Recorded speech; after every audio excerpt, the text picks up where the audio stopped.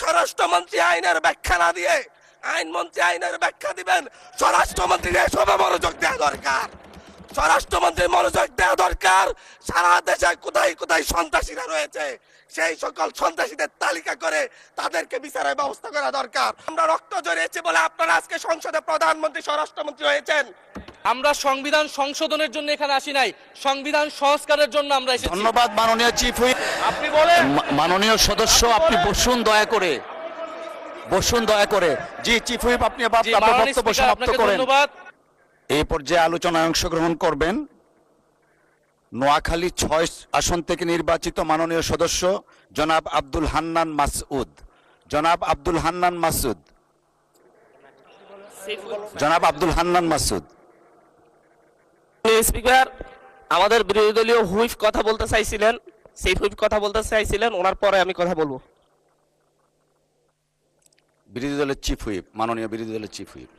মাননীয় স্পিকার, আপনাকে ধন্যবাদ জানাচ্ছি অনেক কষ্ট করে, কারণ আমি অনেকক্ষণ ধরে আপনার দৃষ্টি আকর্ষণ করছিলাম এবং আমরা আশা করি যে আপনি যখন ফ্লোর দিবেন সেখানে কোনো বৈষম্য করবেন না। আজকে মাননীয় বিরোধী দলীয় নেতা উনি মুলতবি প্রস্তাব পেশ করেছেন, সেই অনুযায়ী আপনার রুলিংও হয়েছে, কিন্তু সে বিষয়ে আইনমন্ত্রী, মাননীয় আইনমন্ত্রী এবং মাননীয় স্বরাষ্ট্রমন্ত্রী তারা কিন্তু তাদের বক্তব্য ব্যাখ্যা রেখেছেন সংক্ষিপ্ত সময়ে হলেও। তো সেই ব্যক্তিতে কিন্তু আমাদেরও কথা বলা থাকে, সেই সুযোগগুলো কিন্তু আমাদেরকেও দেওয়া উচিত মাননীয় স্পিকার। তো সে বিষয়ে আমি দুইটা কথা বলতে চাই। এখানে আমাদের কারোরই ভুলে যাওয়ার কথা না যে দুইটা নির্বাচনের মাধ্যমে আমরা আজকের এই জায়গায় এসেছি, একটি গণভোট এবং একটি জাতীয় সংসদ নির্বাচন। এবং এই গণভোটের ভিত্তি হচ্ছে যেই আদেশ, জুলাই সনদ বাস্তবায়ন আদেশ,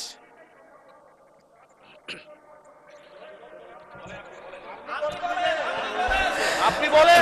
মাননীয় সদস্য আপনি বসুন দয়া করে, বসুন দয়া করে। জি চিফ হুইপ আপনি আবার জি, আপনার মাননীয় বক্তব্য স্পিকার, সমাপ্ত আপনাকে করেন। ধন্যবাদ। মাননীয় স্পিকার, তাহলে আমরা আর এখানে না থাকি, আমরা তাহলে আর দরকার নেই। মাননীয় চিফ হুইপ আপনার মাইক অন আছে, প্লিজ ডু কন্টিনিউ। মাননীয় স্পিকার, আমাদের বক্তব্যটা হচ্ছে খুবই সুস্পষ্ট, যেখানে বারবার বিভিন্ন বক্তব্যে আমাদের যে গণভোট হয়েছে, গণরায় হয়েছে, গণভোটের আদেশ ছিল, সেই আদেশকে অমান্য করা হচ্ছে, সেই আদেশকে অসাংবিধানিক বলা হয়েছে, যার ভিত্তিতে আমরা এখানে এসেছি সেটাকে মাননীয় অসাংবিধানিক বলা চিফ হচ্ছে। হুইপ আপনার এটা- স্পেসিফিক কিছু থাকলে বলেন, আর আমি না খুবই হলে specific ভাবে আপনাকে বলছি। ফ্লোর দেয়া হয়েছে। মাননীয় স্বরাষ্ট্রমন্ত্রী তার বক্তব্যে বলেছেন সংস্কার কমিটি করার প্রস্তাব না, এনেছেন। ধন্যবাদ, এইটা ম্যাটারটা রিজলভ হয়ে না, না, গেছে। না, এনি এটা বলতেই পারেন না, কারণ আমরা গণভোটের আদেশে গণভোটে অংশগ্রহণ করে সবাই আজকের এই জায়গায় এসেছি। আমরা সংবিধান সংশোধনের জন্য এখানে আসি নাই, সংবিধান সংস্কারের জন্য আমরা এসেছি। ধন্যবাদ মাননীয় চিফ হুইপ। এবং মাননীয় সংসদ আইনমন্ত্রী সদস্য আমাদেরকে জনাব হান্নান হক মাসুদ, করতে বলেছেন, আপনি হক, আপনার লস, অসমাপ্ত বক্তব্য সমাপ্ত social শুরু করুন। contract নিয়ে আসতে বলেছেন, সেটার জন্য আমাদের সংবিধান। ধন্যবাদ, ধন্যবাদ মাননীয় চিফ হুইপ।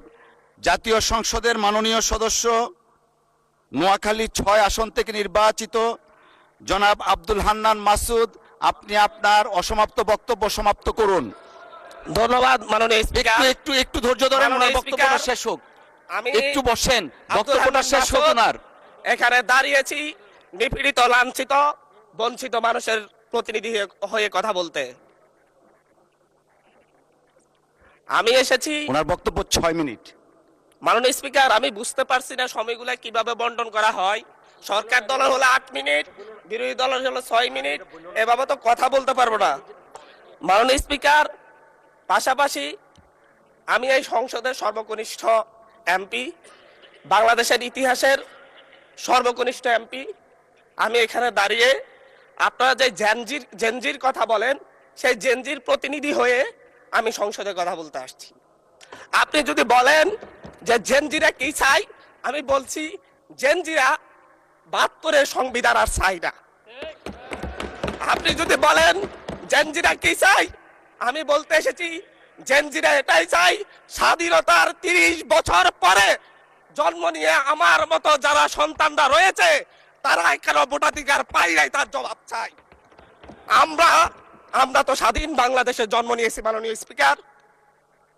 আমাদের কি ভুল ছিল আমরা তো নতুন মানচিত্র পেয়েছি, আমরা তো নতুন পতাকা পেয়েছি, আমরা নতুন সীমানা পেয়েছি। আমাদের পূর্বপুরুষরা 1971 সালে রক্ত দিয়ে আমাদের জন্য একটি নিরাপদ বাংলাদেশ গড়তে চেয়েছেন, কিন্তু আমরা কি সেই নিরাপদ বাংলাদেশ পেয়েছি? আমরা কি সেই নতুন বাংলাদেশ পেয়েছি? আমরা তো সেই নতুন বাংলাদেশ মাননীয় স্পিকার পাই নাই।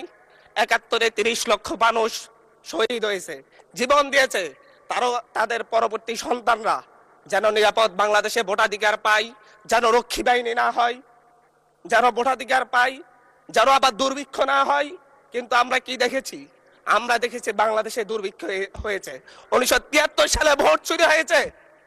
আমরা দেখেছি তার পরবর্তী সময়ে শহীদ প্রেসিডেন্ট জিয়াউর রহমান বাংলাদেশকে অর্থনৈতিকভাবে, রাজনৈতিকভাবে, গণতান্ত্রিকভাবে বাংলাদেশকে পুনরুদ্ধার করার জন্য উনি অটল ভূমিকা রেখেছেন।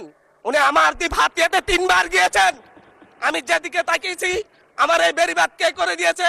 মেজর জিয়াউর রহমান। আমার এই খালকে খনন করে দিয়ে গেছে মেজর জিয়াউর রহমান। তারপরে এরশাদ এসেছে, বেগম জিয়া এসেছেন। বেগম জিয়া আমার হাতিয়াতে 3 থেকে 4 বার গিয়েছেন, কিন্তু তারপর আমার হাতিয়ার ওই অঞ্চলের নদী ভাঙ্গন রোধ হয় নাই। ওই অঞ্চলের লক্ষ লক্ষ মানুষ ঘরবাড়িহীন ভাবে পড়ে আছে।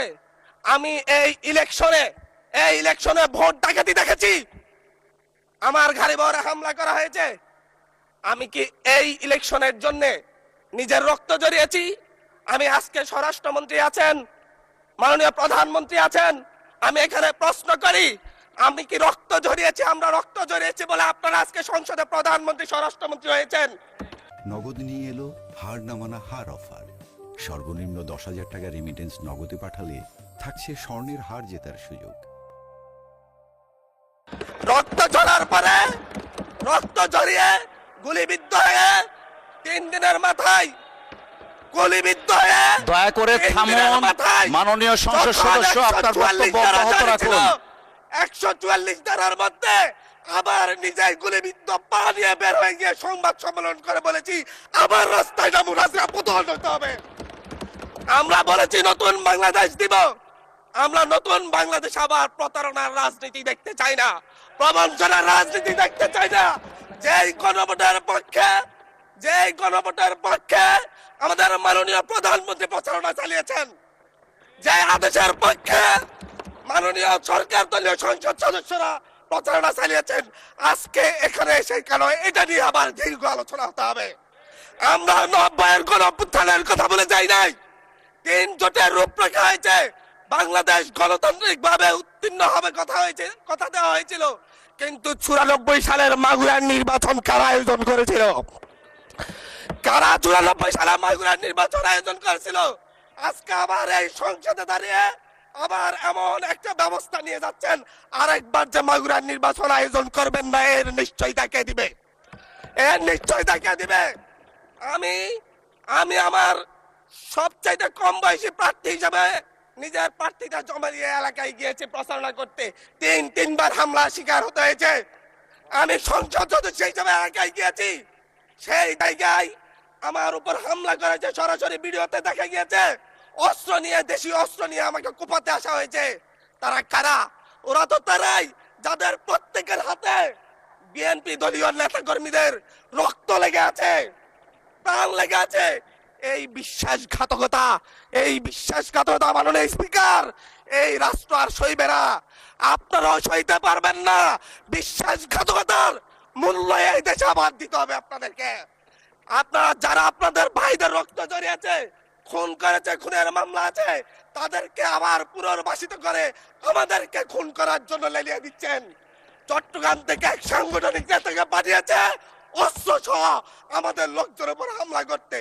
ভোটের দিন সকালবেলা থেকে প্রত্যেকটা ভোট কেন্দ্রে অস্ত্র দিয়ে মহড়া দিয়েছে। 30টা ভোট কেন্দ্রে এনসিপির প্রার্থী, বিএনপি 2 জন বিদ্রোহী প্রার্থী সহ কারো এজেন্টকে ঢুকতে দেওয়া হয় নাই। এটার জন্য কি আমরা আমাদের রক্ত জড়িয়েছি? মাননীয় স্পিকার, ইলেকশনের একদিন পরে আমাকে আর 1 মিনিট বাড়িয়ে দিবেন মাননীয় স্পিকার, 1টা মিনিট। মাননীয় স্পিকার, ইলেকশনের পর দিন এক নারী অভিযোগ করেছেন, এক নিরীহ নারী, ওনাকে ধর্ষণ করা হয়েছে শুধুমাত্র শাপলাগুড়িতে ভোট দেওয়ার কারণে। 1 ঘন্টার মধ্যে এক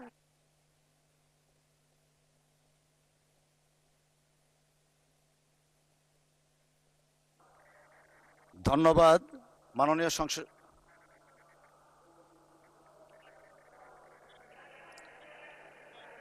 আচ্ছা ঠিক আছে, 1 মিনিটের মধ্যে সংক্ষিপ্ত শেষ করবেন, 1 মিনিট। মাননীয় স্পিকার, একজন ভুক্তভোগী নারী অভিযোগ করেছে ওনাকে ধর্ষণ করা হয়েছে শাপলাগুড়িতে ভোট দেওয়ার কারণে। সার্কেল এসপি 1 ঘন্টার মধ্যে বলেছে এই ধরনের কোনো ঘটনা ঘটে নাই। আজকে 42 দিন পার হয়েছে, এখনো ডিএনএ রিপোর্ট আসে নাই। মামলা নিতে 3 দিন দেরি হয়েছে।